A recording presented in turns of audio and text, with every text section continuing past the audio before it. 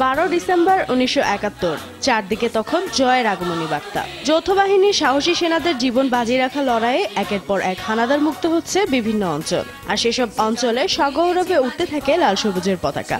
বাঙালি তখন ধীরে ধীরে প্রস্তুতি নিচ্ছিল আসন্ন বিজয়কে বরণ করার।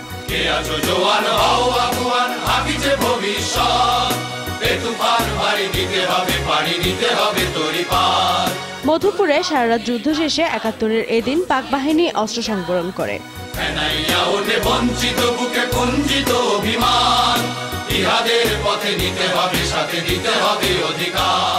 এদিকে নবনিযুক্ত প্রধানমন্ত্রী নুরুল আমিন অত্যন্ত কঠোর ভাষায় ভারতকে পাকিস্তান ছেড়ে যেতে বলেন। এ প্রসঙ্গে তিনি সাংবাদিকদের বলেন, পূর্ব পাকিস্তানের জনগণ মাতৃভূমি রক্ষায় শেষ পর্যন্ত লড়ে যেতে দৃঢ় সংকল্পবদ্ধ।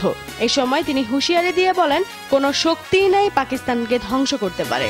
অসহায় জাতি মরিছে ডুবিয়া, জানে না সন্তরণ, কান্ডারি আজ দেখিব তোমার মাতৃমুক্তিপণ।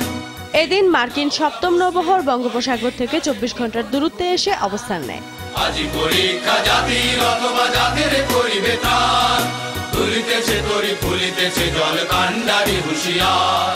এ সময় একদিকে পাকিস্তান সমর সাহায্য পাওয়ার আশায় অধীর আগ্রহে অপেক্ষা করছিল, অপরদিকে যুদ্ধবিরতির জন্য মরিয়া হয়ে উঠতে থাকে মার্কিন যুক্তরাষ্ট্র।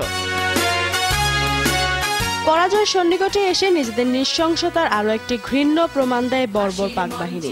বাঙালির মেরুদণ্ড ভাঙতে এ রাতে প্রাদেশিক সরকারের বেসামরিক উপদেষ্টা মেজর জেনারেল রাও ফরমান আলী তাদের এদেশীয় দোসরদের নিয়ে বসেন গোপন সলা পরামর্শে। সেখানেই বুদ্ধিজীবী হত্যার নির্মম নীল নকশা চূড়ান্ত করা হয়।